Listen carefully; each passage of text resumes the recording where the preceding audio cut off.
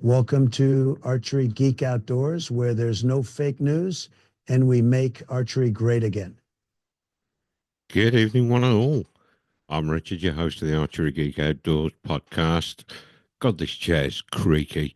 Honestly, I'm not farting, it's just a chair creaking. Welcome to episode 70. I think I've done rather well to get this far. To be honest, I've been spoiled rotten in the last four episodes. Of course, with 66, we had the three amigos. 67, we had the one and only Maddie Hammond.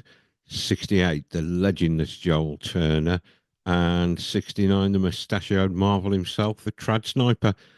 Now for episode 70, you're stuck with little old me on my Todd. It's going to be a bit strange recording on my own, to be honest, but here we go. Anyway, this episode, I'm looking at what's coming up in 2025 for me and the podcast. Now, if you've listened to the other episodes, or in fact, I'll tell you what I better do.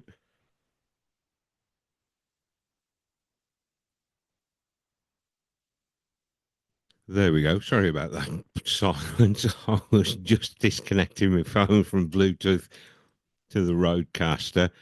So any calls that come in won't come in over the Roadcaster. Oh, that could have been fun, couldn't it? Actually, that's something I used to love on the wobbly arrow they used to do that I really should do on one of these. Just randomly call somebody and get them on the podcast. What do you reckon? Would that be a giggle? Anyway, 2025, what's coming up? If you've listened to the latest episodes or kept up with me on Instagram, and if you haven't kept up with me on Instagram, why not? Go and subscribe to the Archery Geek Outdoors Instagram page. Uh, you'll know I'm giving trad a try. I'm really excited about this and really, really nervous. Regular listeners will know I've always had a fascination with trad shooters and I love shooting with mixed groups at shoots. I think it's really entertaining and I've always been more than a little envious of trad shooters in that I'd never really had the hand-eye coordination for instinctive archery, intuitive, instinctive, whatever you want to call it. Uh, it seemed like a bit of a dark art to me being able to shoot a trad bow. I mean, I love shooting my compound. I love the potential level of accuracy it gives me. I say potential because I have good days where I shoot really well and bad days where I couldn't hit the side of a barn. We all have those, and I think it's degrees of accuracy, isn't it? That when you're shooting a compound, everybody's expecting you to drill 24s all the time, and I think that does put a little bit of pressure on. Hang on a minute, I've just got to swing this chair around and get comfy. So that is the chair creaking, not me farting. But I've got the Black Hunter bow I'd had a play with, but I bet I've got less than 100 arrows through that bow. I decided after talking to Lee and Maddie and I've watched the ETAR videos since about 2018. I've been watching those and they look amazing. It looks like just a massive family gathering with some archery thrown in, with some very, very talented and skilled archers.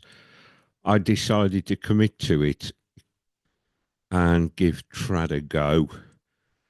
The initial plan was I thought, shall I try the Black Hunter? I've already got that. It's a lovely bow to shoot, despite the ridiculously low number of arrows I've got through it. But I feel more comfortable shooting 3 under. And you know what? I'll go for an ILF setup because there's a little bit more tunability on that, should make it more forgiving for me.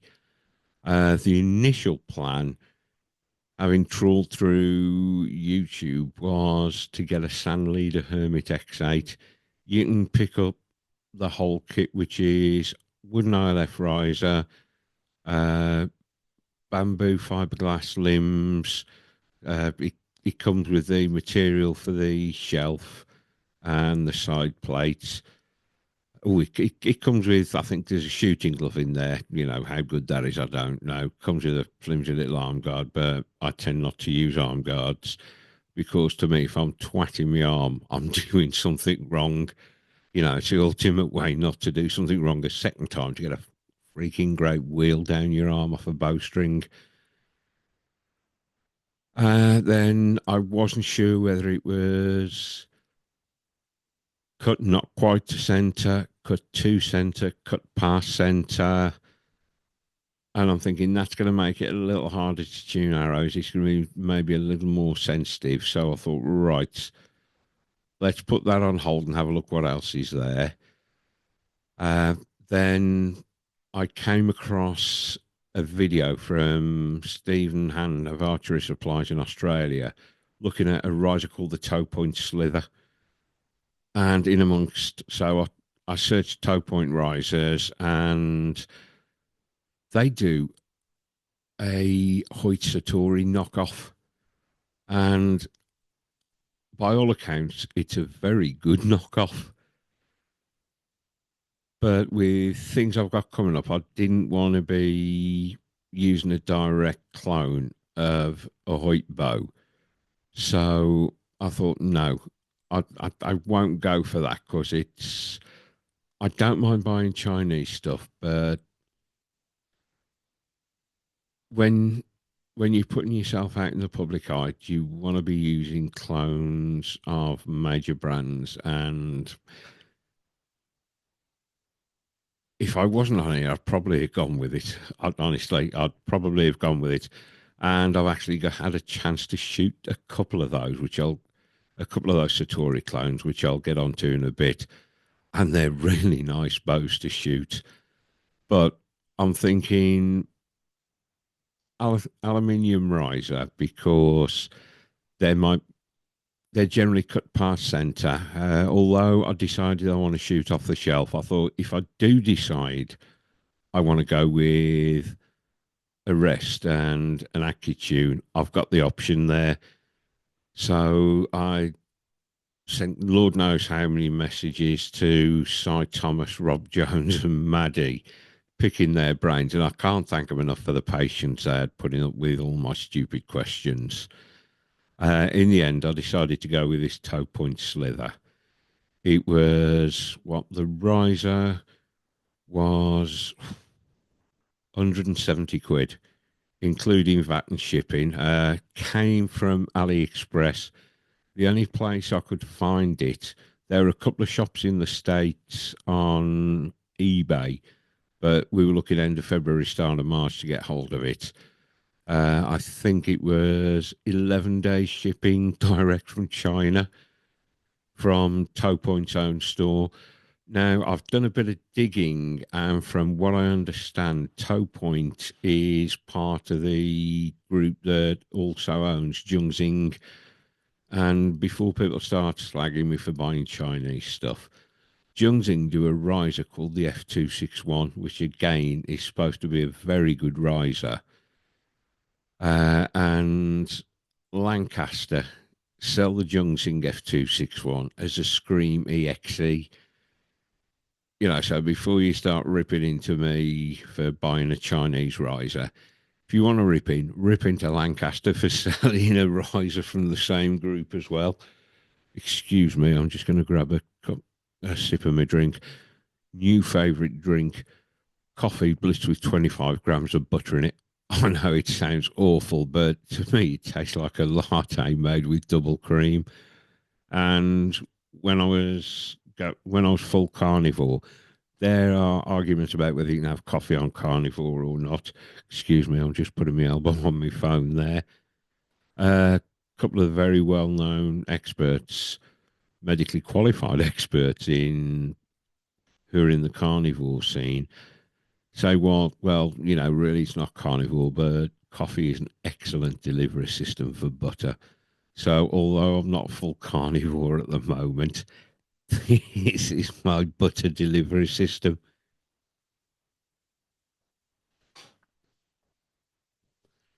This isn't too bad on YouTube, the silence. Of course, you can see me drinking my coffee, but if you're listening to the audio only version, uh, it's worth getting over onto YouTube and watching it on YouTube as well when you've listened to the audio version. Of course, you get to see me drinking coffee. And the other thing you get to see, while we're talking about Chinese things, obviously planning on shooting on the shelf, shooting off the shelf even. I'm going to need feathers. And while I was on AliExpress looking for this riser, I found a hoofing great bag of 100 2-inch parabolic feathers, uh, cut almost identical to blazers, 10 quid for 100 feathers. You know what? I'm not knocking that. And I don't know where I've put them now. Somewhere else, I've got a bag of 52-inch shield cut barred. Now, they don't look like natural bar, and it looks as though somebody's actually coloured bars on the feathers, but I don't care. Of course, I've got 50 of those for 3 quid off AliExpress. Like I say, I ordered those, ordered my riser off there.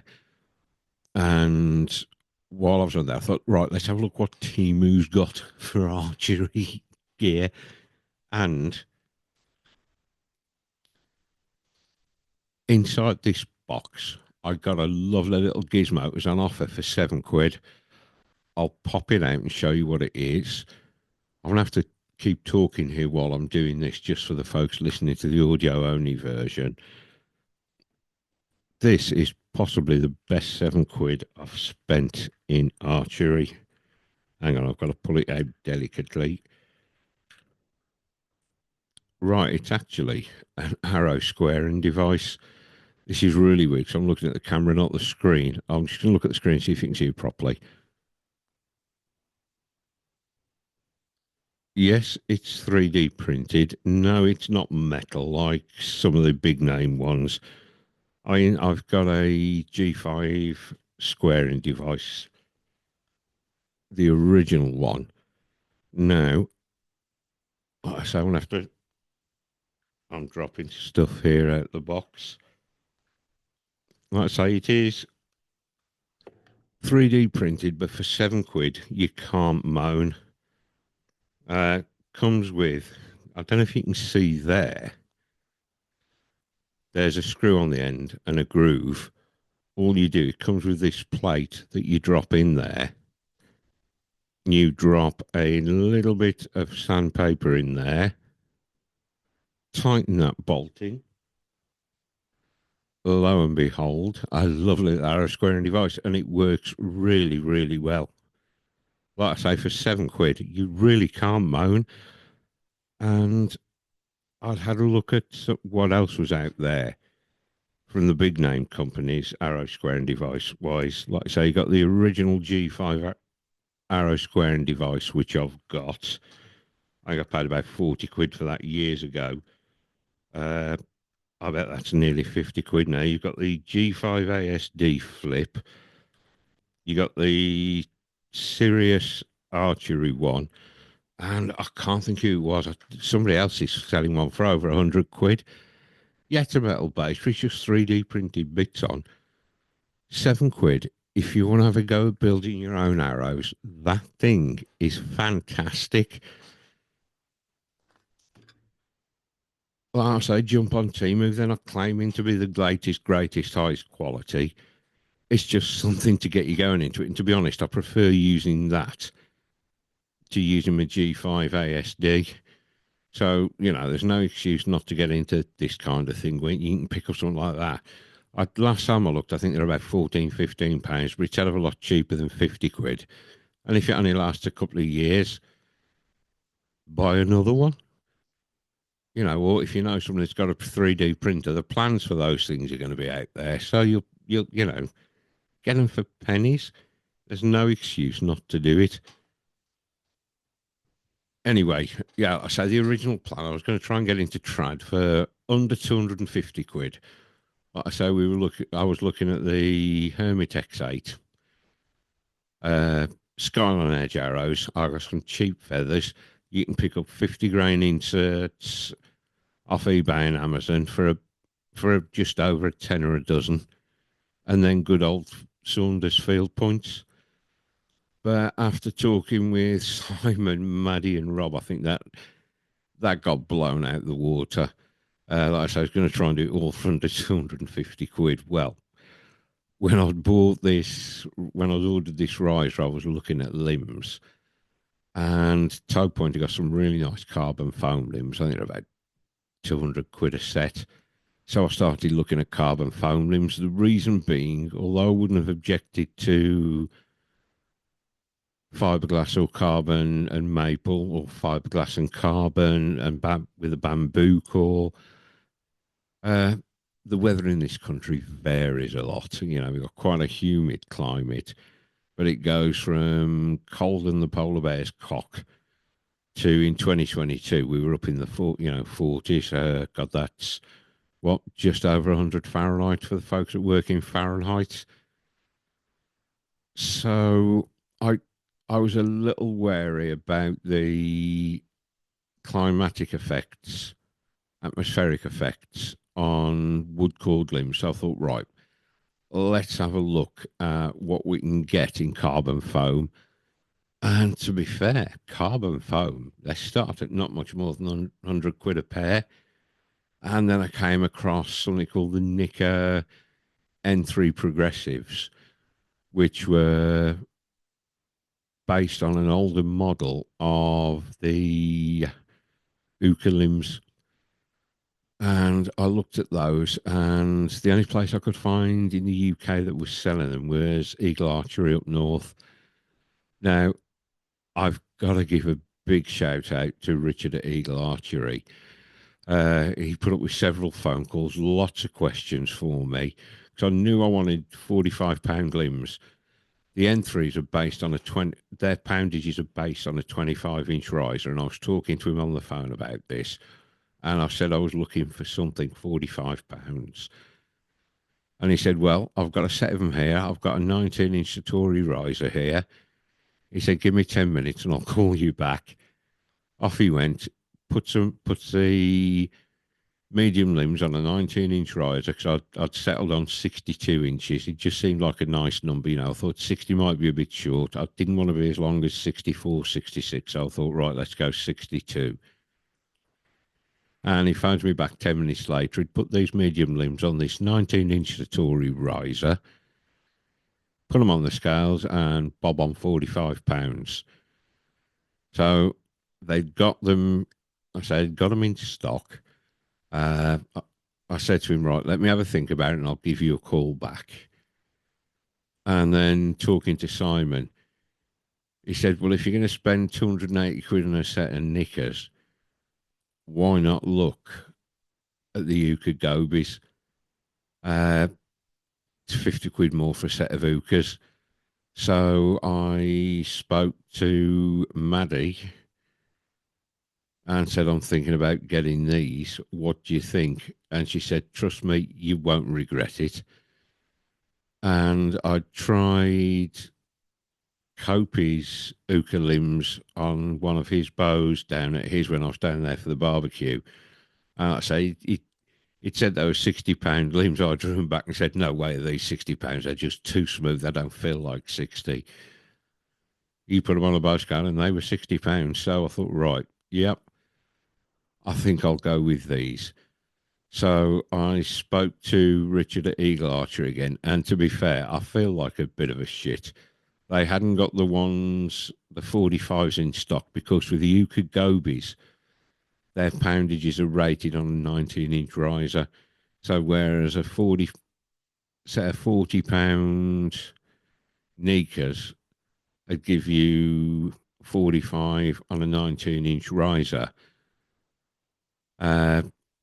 because their weights are calculated on a 25-inch riser. I've got to get this right in my head now here. You know how I waffle.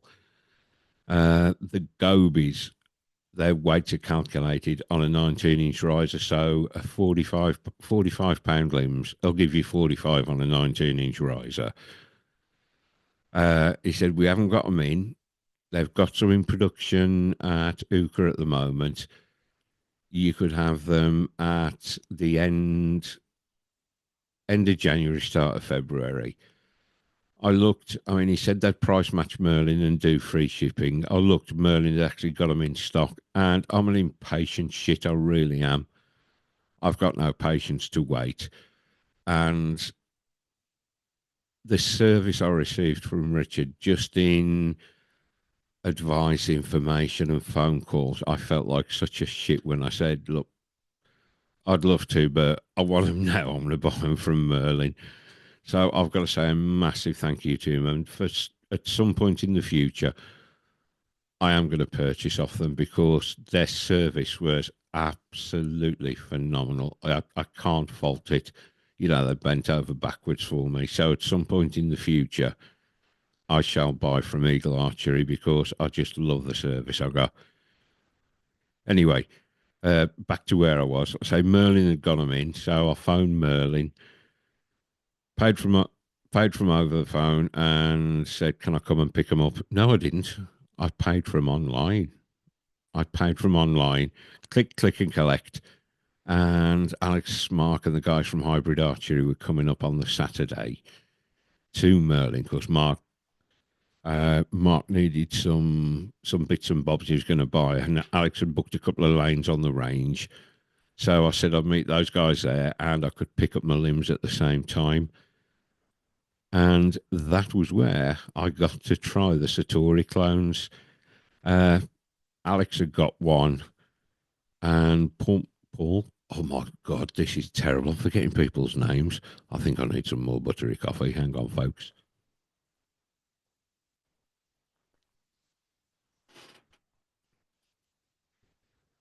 The only downside of buttery coffee is the fat it leaves on your lips. It is addictively tasty, though. Well, yeah. Uh, Alex and Paul had got them. Alex bought one. Paul liked it so much that Paul had it off Alex. Alex missed it so much that he went out and bought another one. Paul was on £30 limbs, and Alex's was with £40 limbs. Both shooting 500 spine arrows, and they flew great out of both of them. I just couldn't wrap my head around this. Anyway, Alex said, come and have a play. Try these out then. And 20 yards on an indoor range when you've got no sight and you've been used to shooting with a sight is scary as hell. Exciting, but really, really scary. I'm thinking, like, where the hell do I aim? Tried 3 under, anchoring. Right, let me see if I don't know if you'll pick this up on the camera. When I was talking to Alex, when I was up at over at Rob's, this C here, I was anchoring up here on my cheekbone. Alex said, try anchoring here.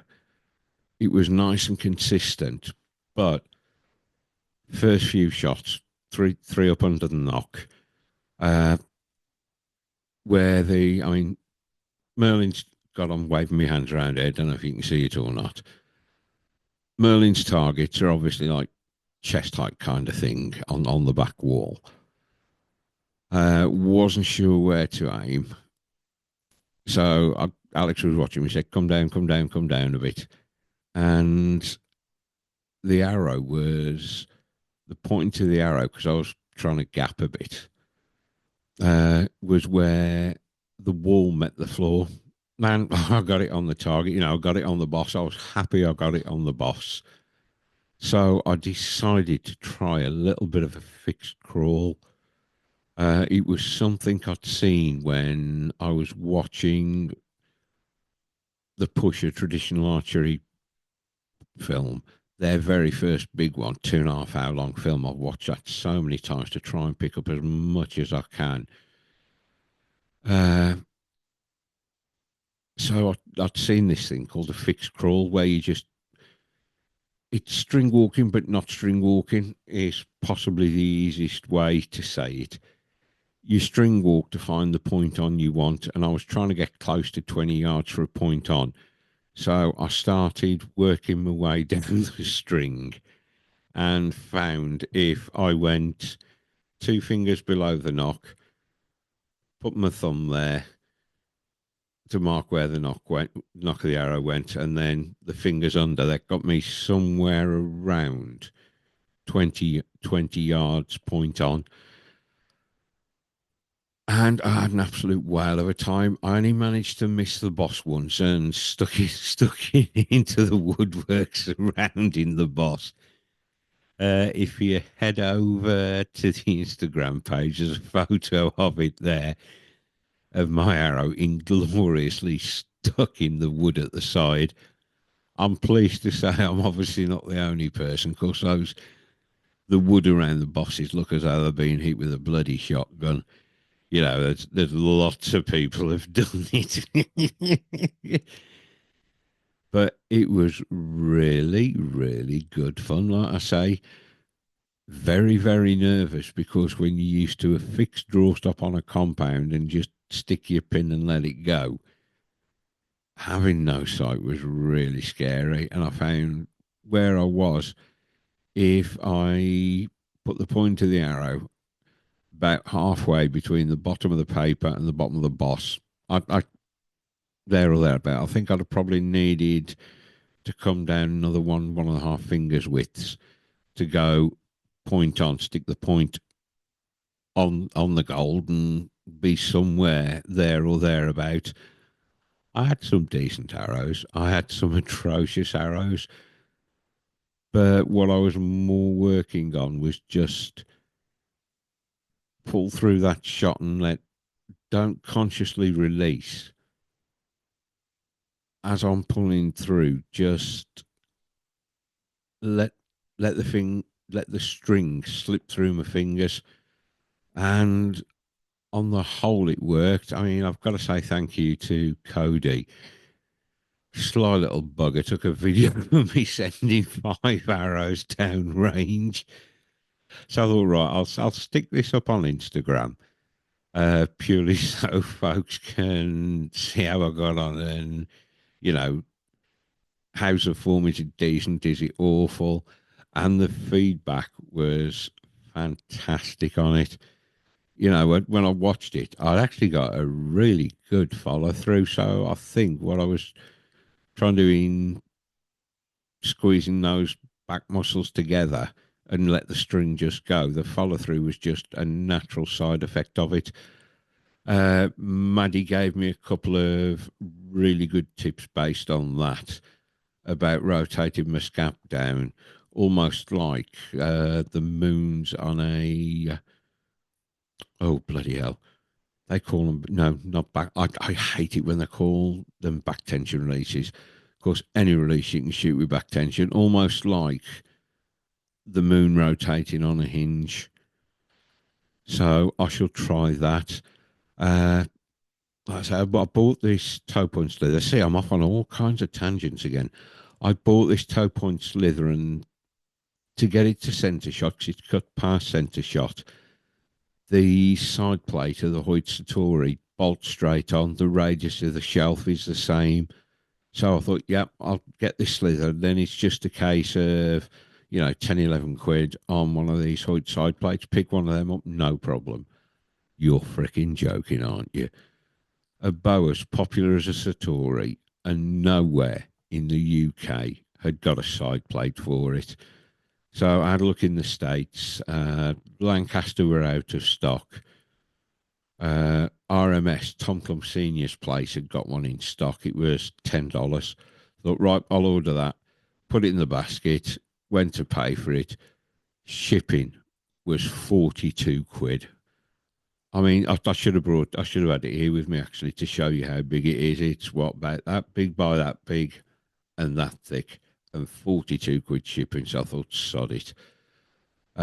Phoned Merlin up, asked him about it, and the guy I spoke to said, first question was, what type of bow is Hoyt Satori? I thought, shit. Then explained to him, told him exactly what it was I wanted. And he said, no, sorry, we've never sold those. I thought, oh, brilliant, that's all I need. Looked on Wales. Wales had got them for 9.5 quid, but they were out of stock. Like I say, nobody in this country had got one. Found a shop in Holland that had got one. Again, decent price, but they wanted 30 quid shipping from Holland. I'm thinking, this is fucking ridiculous. I can get a flight to Amsterdam and back cheaper than that. And Maddie very kindly offered and said, well, if you want, until you can get one, of course, Wales had said they can get one in about 4 weeks. She said, I'll lend you my spare one. But I didn't want to do that because the one thing people have said about these side plates is it's a metal screw into a plastic plate and it only takes just a tiny tweak too much on the screw and you've buggered the plate. And I thought, shit, no, I don't want to risk damaging some of Maddie's. You know, somebody lends you something, you don't want to risk damaging it. So I'm thinking, right, I might just have to bite the bullet and pay the ridiculous shipping from Holland. Anyway, when I'd phoned Merlin, I hadn't said who I was, I hadn't left a phone number, I hadn't left an email address. And I get an email from Merlin saying, are you still looking for a side plate? It's like, all right, then this is really, really weird. This is. But I replied and said, yes, I am. Sent me a photo like the cloth one and the plastic one. Said, just to confirm, which one is it? And I said, the plastic one, the side plate assembly with the spacers behind it. Look at me wobbling my hands around again like a nutter. Uh, They said, right, we've spoken to our suppliers. Our suppliers can have one by around the 12th of February. And I'm thinking, oh, it's the best I'm going to do unless I want to pay stupid money in shipping. So I said, yeah, get me one in, please. So phoned up, paid for it over the phone. Uh, and I'm thinking, well, if their suppliers get it by the 12th, I reckon a week for them to get it in store and then maybe 4 or 5 days to get to me. As it was, I had an email on Saturday from APC saying your parcel from Merlin will be delivered tomorrow. Sorry, on Monday. And lo and behold, it was delivered yesterday. So that was a really pleasant surprise. So I've got that. The string for the bow, because I bought riser and limbs separately. I'd never been a fan of Flemish twist. I'd always preferred endless loops. I've just thought they looked cleaner. Now, you trad boys must have trad boys and trad girls must really have got to me because I was starting to think, you know what? Some of these nice Flemish twists look really, really good. Uh, Obviously, the best Flemish twist maker in this country was Jim Kent of Grizzly Strings, but he no longer makes them, which is a great shame. Well, Simon's had several of his. Maddie's had one of his strings, and they've all said how good they are. You know, they're all pre-stretched. He's what a good string maker should be. You tell him what it's for.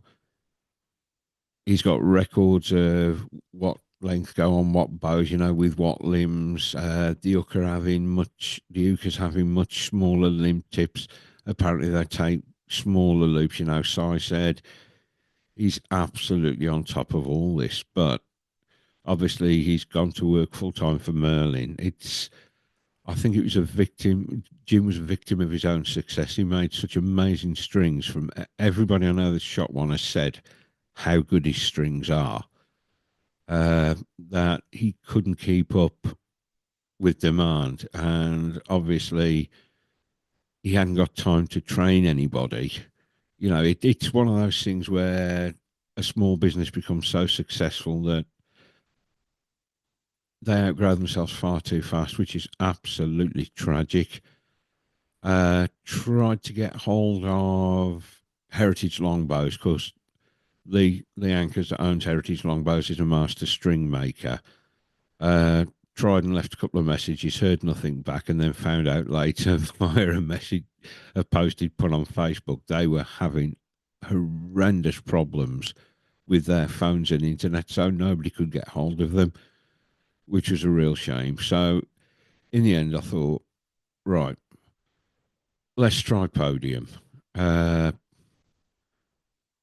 Only other big one in this country is Rain, but I've my prime came with range strings on, and to be honest, seriously unimpressed. So I thought, right, let's try podium. I know a few folks that shoot podium strings, so I gave them a call and said, right, this year I've got 19-inch riser, Uka limbs, because on their site they specify, you can specify that you shoot Uka limbs. I'm thinking, this is promising. Uh, Said, I'm after a Flemish twist string, and it's, sorry, we don't make those. I'm thinking, shit. All right, I'll try an endless loop. Uh, Talked through it with them and said, look, I've been on, looked at Uka's tech specs, and for the 62-inch, sorry, 62-inch bow, they're recommending 18 strands of 8125 and a 1500 mil string. Obviously, they asked me where I'd found that out, so I directed him to the Uka site. Uh, Paid for that and turned up in, when did I order it? I ordered it on the Thursday. I think he turned up on the Wednesday. Of course, they did say they'd got they'd got strings for all the pro staff to make first. Doesn't look a bad string, to be honest. I'm strung the bow up last Saturday, not Saturday, just gone Saturday before, and was just doing some dry draws with it because obviously got no knocking points on it. I hadn't got the side plate, so I didn't want to risk sticking an arrow through the over the bare riser. Fingers crossed this Saturday. Uh,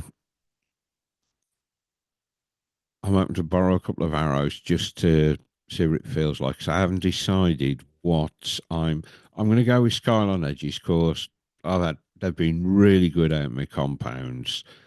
I'm stuck between going for a 400 and a 500 spine because I'm thinking I'm wanting to run somewhere between about 175 and 200 grains up front, just giving that slightly higher FOC, make it a little bit more forgiving.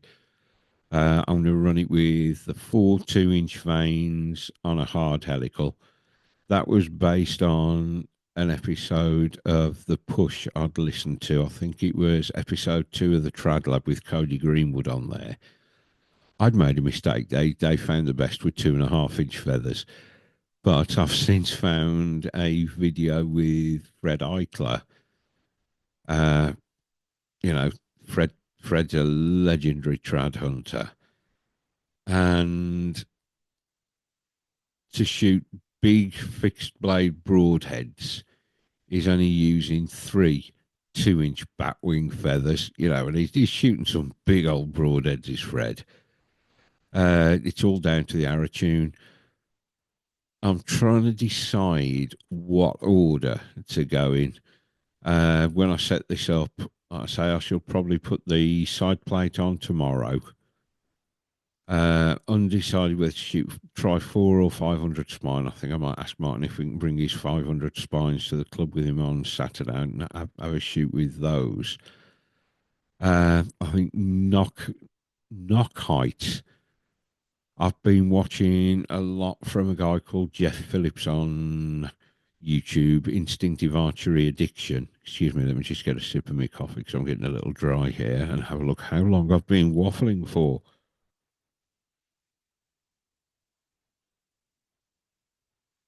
Bloody hell, nearly 40 minutes. Jesus. I can't waffle some kind of folks. Let me just get a sip of this down my neck.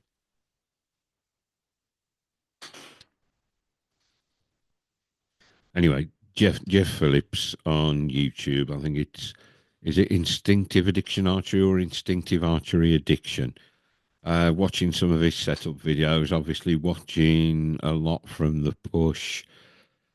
And if you're shooting 3 under, the bottom of the top knock, they all say start around 5/8 of an inch above centre. And then fit your knock, pop your knock on and put your other knock below that. Now, I'd always tied fixed knocks on compounds. Oops, excuse me, that was me firing my vape.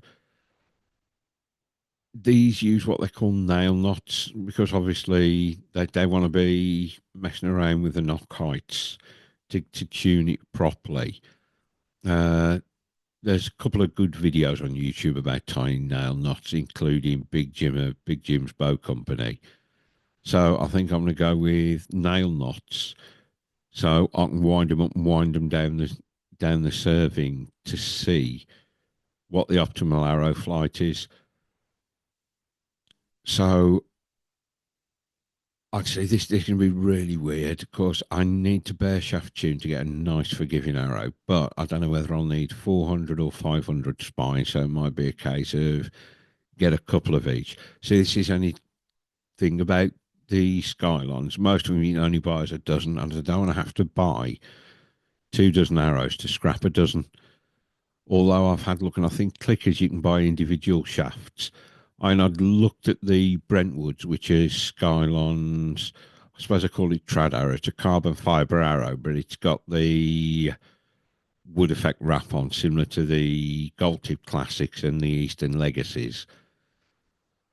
I think they sell them singly, so it might be grab a couple of each, fletch one, leave one bare shaft, and just see how they go. But, oh, excuse me a moment.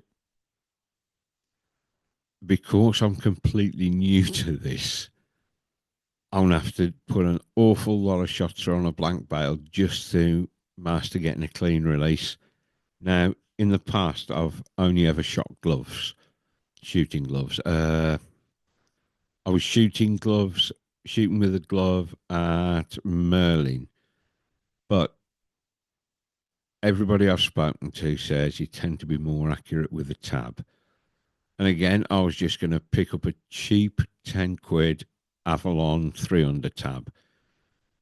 And then going through Instagram, there's a guy I follow on Instagram, Paul Chittenden. He's on there under Kentish Toxopholite. Doesn't that sound wonderful? Archery sounds cool. Toxopholite just sounds regal. And he put up a post from a company called Dirty Gnome Leather of this gorgeous 300 tab.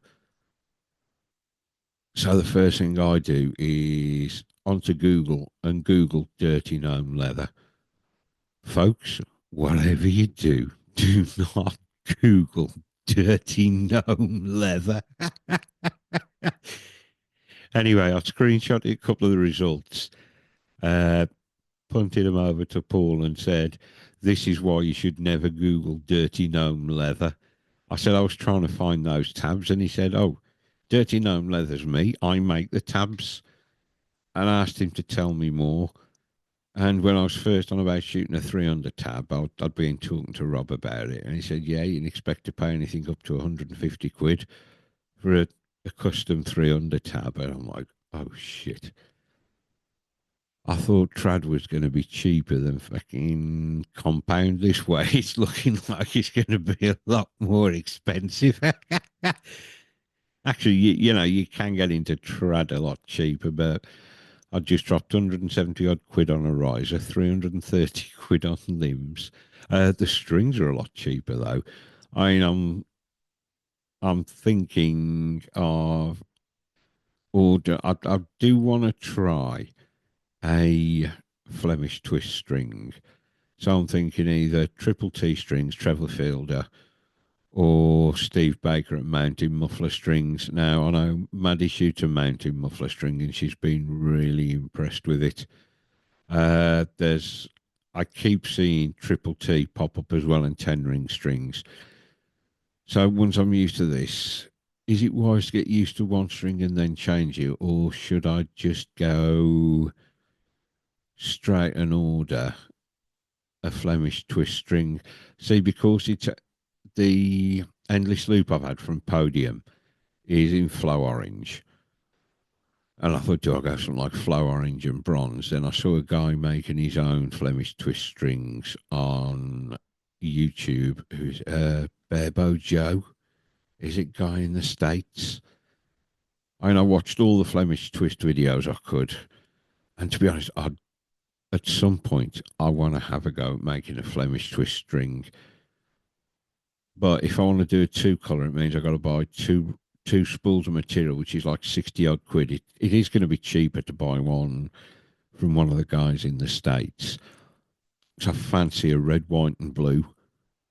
I thought that looked really cool. And with the ukuleles demanding an 18 strand string, it's not like having a 15 or something like that, or a number not divisible by three. I could just have like 6 strands of red, 6 strands of white, 6 strands of blue.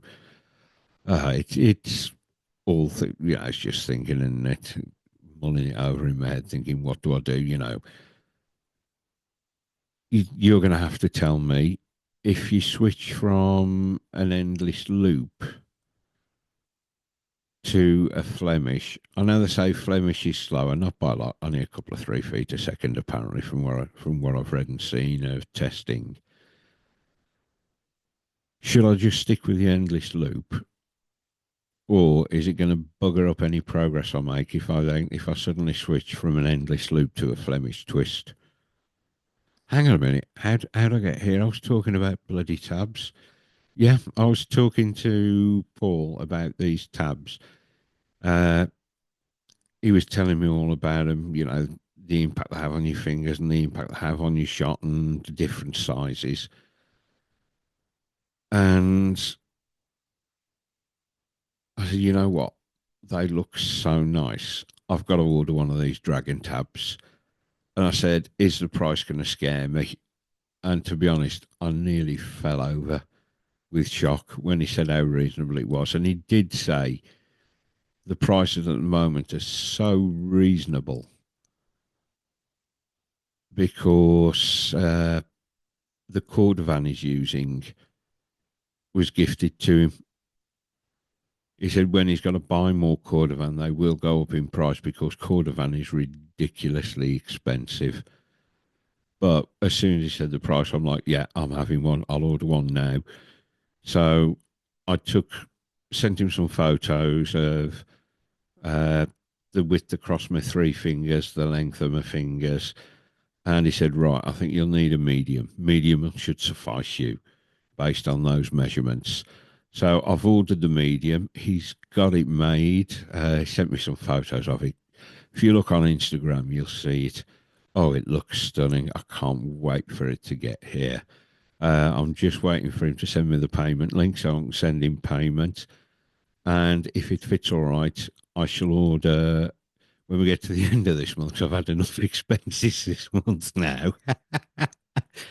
When we get to the end of this month, I shall order a second one. I mean, Paul said it's always wise to order two so you got a spare and you can break them in at the same time. And when I said to Simon that I'd ordered this tab, he said you'd better order a second one as well. And he said it will become part of you. And I think this was demonstrated during the barebow finals at the Lancaster Classic. Was it Renee Baker? Renee Baker from the UK was out there. Aoife Shooter made it to the finals and apparently qualified using had to borrow a bow and arrows. His luggage was late arriving. Thankfully, he'd taken his tab in his hand luggage, hadn't put it in with the rest. And there they said, yep, you can use any bow and arrows, but your tab becomes you. I think it reminds me of that scene. Was it Full Metal Jacket? This is my rifle. There are many like it, but this one is mine. And Simon said that tab does become part of you. You can shoot with different bow, different arrows, change the tab and everything changes. So I think I'm going to order, if this one fits all right, at the end of the month, I shall be ordering a second one from Paul, breaking them both in.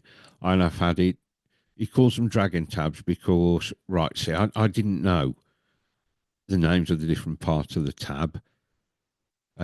There's obviously, is it, oh no, I can't remember. Paul, this sounds atrocious, doesn't it? Paul went through and told me the bit that the string goes on is in green because, like I say, that's the colour of the cordovan he's got. My original question was, could he do the is it the plate? the plate in black, and he hand stamps them all with like a dragon scale. They look stunning. Like I say, nip over to my Instagram, have a look, and you'll see how gorgeous these are. And because the limbs are black, and I asked if the actual bit that the string sits on could be brown to go with the bronze of the riser. It unfortunately it couldn't because the cordovan's green, but the black and green looks nice anyway. And because I've got a flow orange string, I asked him if he could do the stitching in orange, and it looks absolutely stunning. This is real craftsmanship. I shall put Paul's Instagram link in the show notes, and you've got to get over there and have a look. I mean, when he posted the photos of mine, he'd made a leather guardian dragon to guard the tabs in his studio, and this thing, it it's nothing short of a work of art. This little 3D leather dragon, and I tell you what, he knows how to take a stunning photo. You know, he's got wooden fur in, like what looks like a log in the background, the tab laid on fur with a dragon stood on it next to it. I was just blown away. I wish I got that level of artistic ability. Uh, right, what was I talking about there? Back to arrows, was it? Oh, Lord, I can't remember. I know what process I'm going to go to. So, obviously, I shall put the side plate on. I've see, this is as a new trad shooter, it's so critical releasing off the fingers. I mean, it's hard enough with a release on a compound, but shooting off the fingers can be even harder. And I want to tune it. I want to bare shaft tune it, but I've also got to make sure that my release is as clean as I can get it. Uh, right, this is where the control process shooting is going to come in, isn't it? Sorry about that. Uh, I now have the full online control process, the Shot IQ course from Joel Turner. It's possibly the best investment you can make for improving your shooting. I mean, I was planning, I got, before I decided to give trad a go, I was umming and ahhing about getting the course anyway, and I thought, after having talked to Maddie, it was yeah, I've got to get the course. Uh, I'm not particularly far into it because I haven't shot since Christmas, apart from oh no, I shot Alex's. I shot the two Satori clowns at Merlin while I was there with a hybrid archery lot. And I had a play with a couple of bows Saturday before last at Paget. A couple of folks let me try their bows. I shot a Bakewell, but we think we'll spend a fortune on new gadgets to improve our scores. You know, aggressive spending, chasing points. You know, you go out and spend 1,500 quid on a bow. If you're buying higher end arrows, you can spend 250, 300 quid on a dozen arrows that might get you a point, 2 points if you're good enough. What none of us, or very few of us, invest in is coaching. And it's only when you look at the cost of coaching compared to the cost of equipment. I've had a couple of folks message me since the podcast with Joel.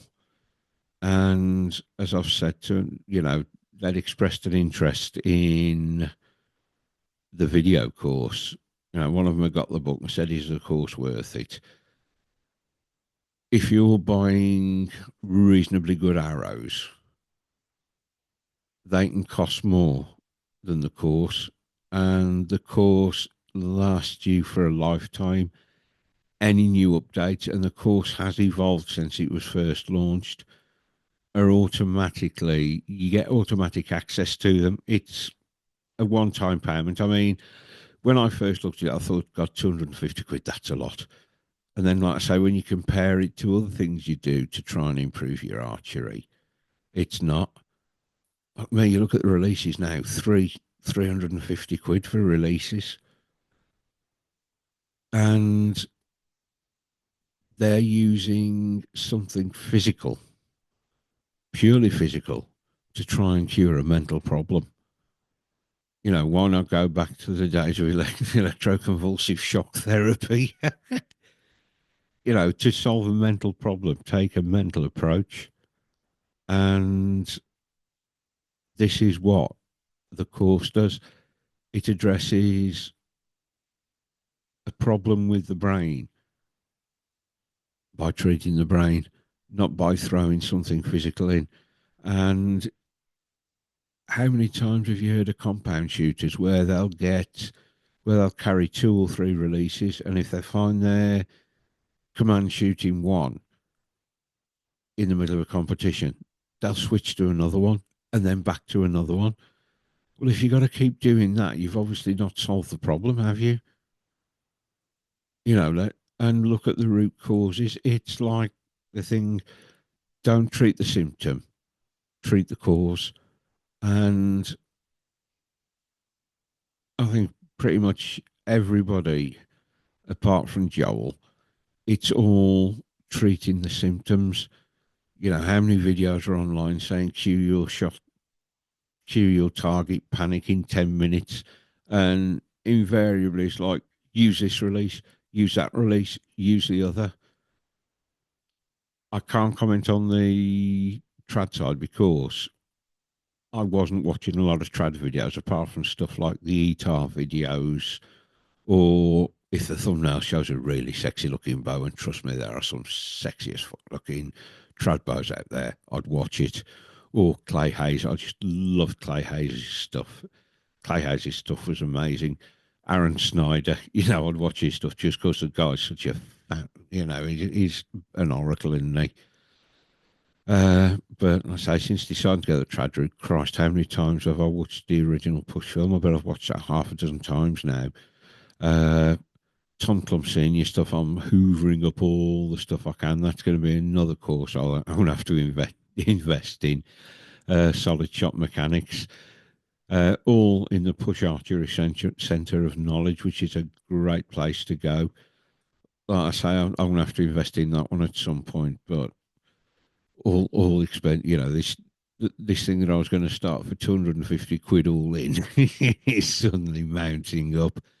But the courses are going to improve my archery. And like I say, Joel's course, I'm not particularly far into it. I'm just rewatching the very first bits first, just to completely commit them to memory, and then move on. And hopefully, see if I can get some arrows in by this weekend, and just blank bail in here just to master my release once my tab's here.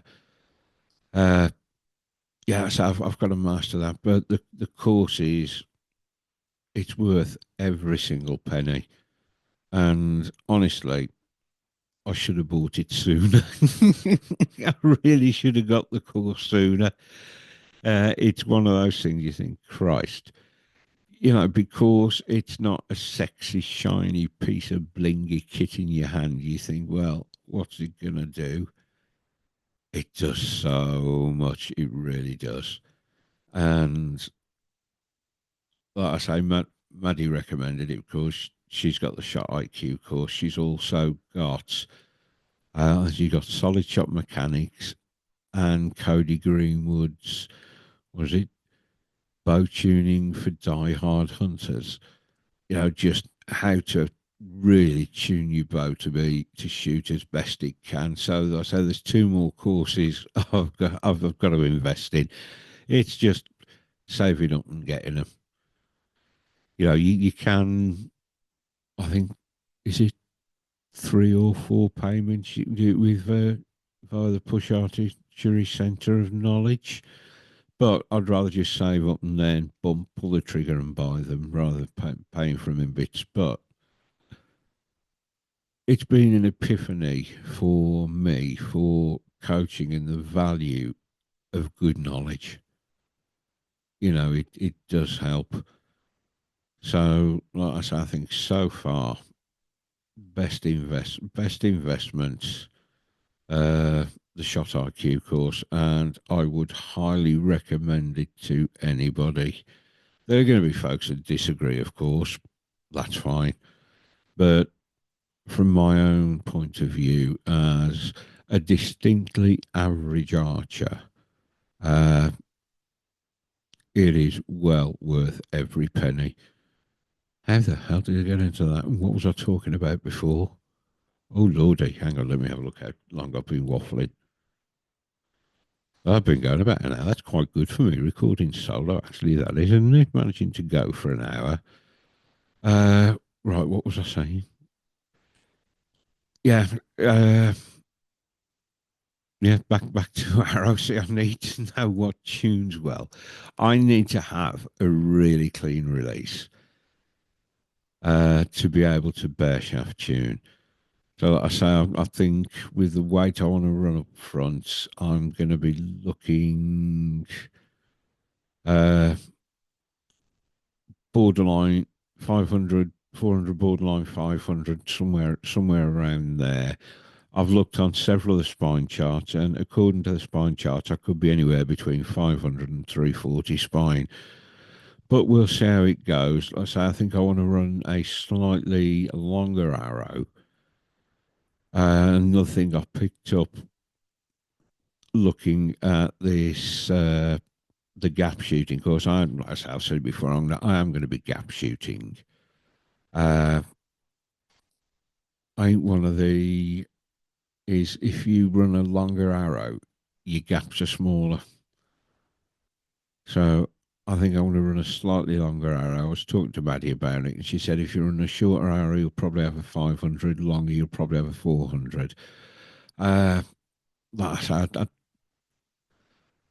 I don't. One thing I've never thought of with this speed when I was shooting a compound, although I wanted to be forgiven, it was all about speed. And you want to be as close to 300 feet a second as possible. I don't think I've thought about speed once. On about shooting a trad bow. That's really weird. And the other thing I've noticed in the trad community, in the shooting compound, there's such a fanfare about the launch of new bows, and the manufacturers have to launch a new bow every year. And then the marketing machine goes into overdrive. If you're only shooting 299s and you want to shoot a 300, you have to buy this bow. That bow that we told you last year was the latest, greatest, could never be beaten. This year we're telling you to polish it, and that's what the bow's why you're not shooting 300s. What utter bollocks. Utter bollocks. There doesn't seem to be the same drive to put out consistent new models year in, year out. And watching some of the ETAR videos and some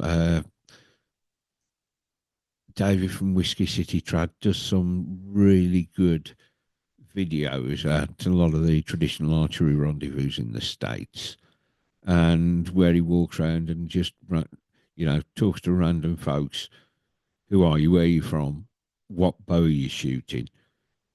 Some of them are shooting 40, 50-year-old bows and absolutely loving it. It's something is it something you don't see as much, or is it just that the videos that tend to get pushed onto your feed are from I don't like to call them influencers. I like to call them marketing guys because that's what they are. They're given bows to market them.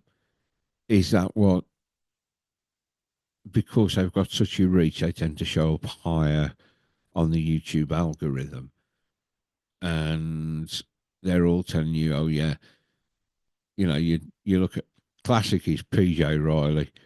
Every bow he's ever shot is the greatest bow he's ever shot. I love watching PJ stuff, but it ought to be you'll have like a pool on it. How far into the video before he says this is the best bow I've ever shot, or make it a drinking game. But like I say, it doesn't seem to be that thing in the trad community where every year you have to have the latest model of bow. You know, if you want a new bow, have a new bow, go for it. You know, if that's what makes you happy, go for it, buy a new bow. But you do see more folks seem to collect vintage and classic bows and shoot them in the trad community than you do in the compound community, where you don't see many folks saying, oh, you know, I want a Hoyt RX1 now, or I want a Carbon Spider Turbo. You know, people tend to look for the newest, shiniest, blingiest, most expensive piece of kit. And that maybe it's just the people I follow on YouTube or what, but that doesn't seem to be quite as prevalent in the trad community. Am I right? Am I wrong? Let me know your opinions. You know how to get hold of me. Archerygeekoutdoors at gmail.com. Twitter at _underscore G underscore outdoors. Facebook Archery Geek Outdoors. YouTube Archery Geek Outdoors. Threads Archery Geek Outdoors. Instagram, that's archery.geek.outdoors. Woohoo, one that's slightly different. But let me know what you think. You know, is speed a factor? Are people bothered about speed as much as they are on the compound side of things? And are people happy to shoot older bows for longer in the trad community? This is all something I've got to learn. I think I'm really, really excited about seeing if I can master shooting a trad bow. But I'm also shaking like a shitting dog because I'm so used to having a fixed draw stop. Just pop your pin on it and you're going to be there or thereabouts. You know, it's going to be a real adventure. And I tell you what, the amount of support I've had from the trad community already is beyond belief. It's been absolutely incredible and so welcoming. You know, I'm really looking forward to trying it. And like I say, I've got this toe punch slitherizer. I'm not fetching it out here. If you want to have a look, I've actually put a little video up on the YouTube channel. Just an unboxing and first thoughts of this riser. So go and have a look at it. And don't forget to subscribe to the channel. Don't ask a lot, but I will ask you to subscribe, please. Thank you. Shit, mate. Look at that. I've completely lost the plot. Oh, yeah, I've got this. I'm kind of hankering after a wooden ILF riser as well now. I'd looked at the Oak Ridge shades. I mean, you can get them for 120 quid. I'd also looked at the white feather woodpecker. That is a gorgeous, gorgeous wooden ILF riser, but 175 quid. Then all of a sudden, there's an Oak Ridge shade too, and it is something like Tullahola. They're 149 quid, but they look pretty much identical to the white feather woodpecker. And I'm thinking, Oak Ridge white feather. I'm presuming because they look so similar, I'm presuming they're out the same factory. I mean, I think White Feather is the in-house brand for JVD, and is Oak Ridge the in-house brand for SSA? But they look so close. I'd swear they are pretty much an identical, but they've got to be out the same factory. I'd have thought. Yeah, right. The podcast we were on about doing the supercast, the Maddie Mooted, looks like it's going ahead. It looks like this is going ahead. Final weekend in June. Out of everybody I've asked, there's only a couple might not be able to make it, but that's due to work commitments. And at the end of the day, you have to put a roof over your head and food on your table. Everybody else I've asked has been well up for it. So fingers crossed that will be going ahead the final weekend in June. Like I say, Alex at Hybrid Archer has been so gracious and said I could host it down there. We're going to do some archery, hopefully a bit of knife and axe throwing. I might start breathing and swallowing fire again. Get a barbecue going. Just it's a way of saying thank you to everybody that's been a guest on the show, and get everybody together to actually chat some shit for a few hours while we record it. Should be a really, really uh, good. Should be a really good weekend. And later in the year, I'm waiting to confirm it. I had been looking at getting a new compound this year. Like I say, I'm giving Trad a go. So I'm thinking the money I'd have spent on a new compound, I'm going to invest in some coaching. That's a lot of money on coaching, but uh, once it's confirmed, I'll tell you where I'm going to get coached and who I'm going to be coached by. It's going to be, it's an investment in myself. Like I say, we'd think nothing of spunking 1,500 quid in a bow. The bow's not going to make you shoot. And top level archer, yeah, it might. Average Joe like me, the bow ain't going to make that much of a difference. I'm looking at EFA scores. The best score I've put in at EFA was with Makuma, which is a less forgiving bow than my prime, but I haven't been able to match the Kuma scores with the prime. And in theory, the prime should be a better bow for 3D, but I shot a better score with a Kuma. Of course, it's more unforgiving and makes me work harder.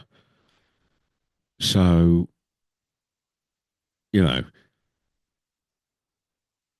it's new kit don't always equal more points.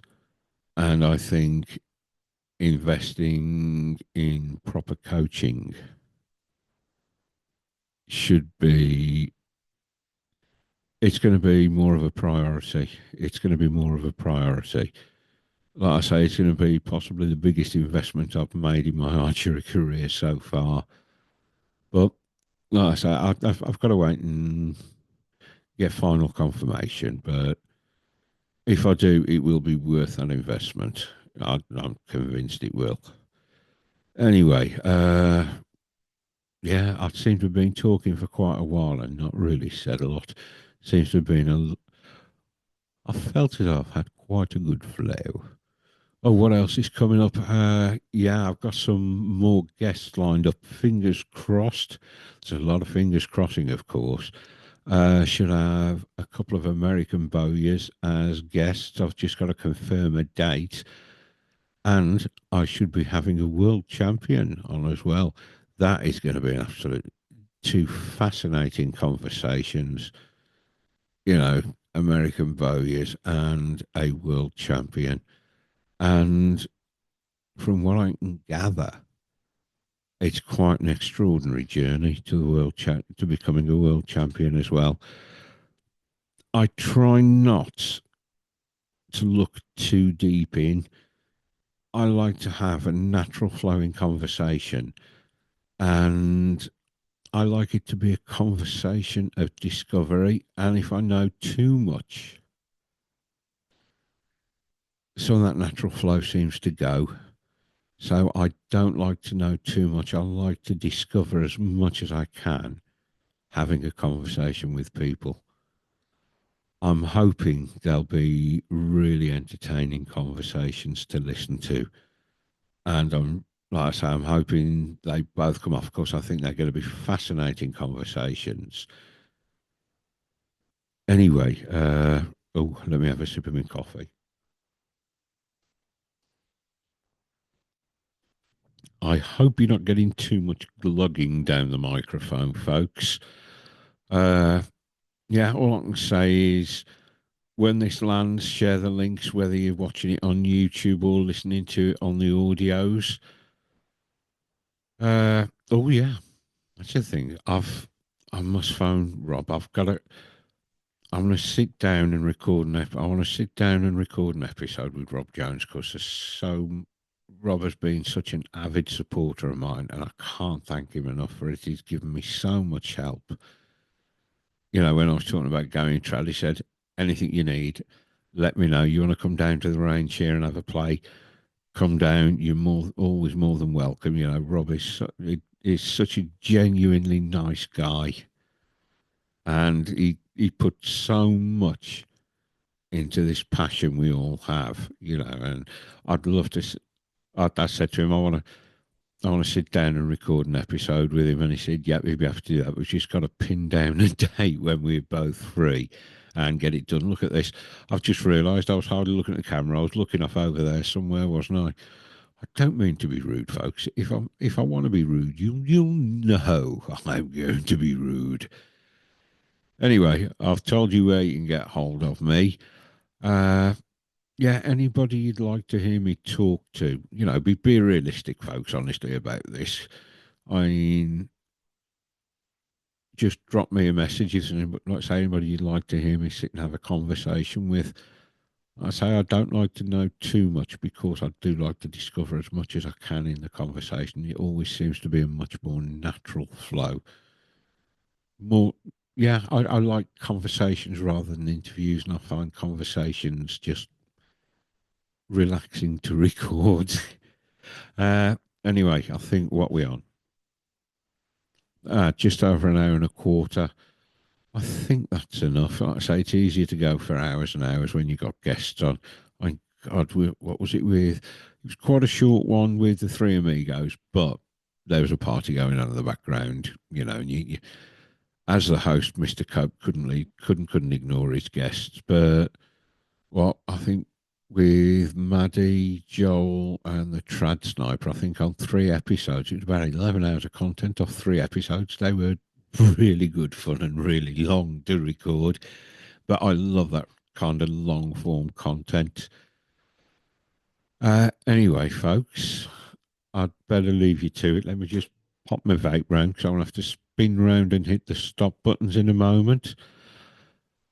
So, folks, all I can say is thank you so much for listening.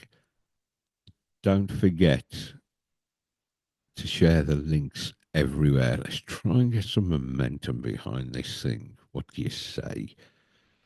Remember, until next time, stay safe, shoot straight. Good night.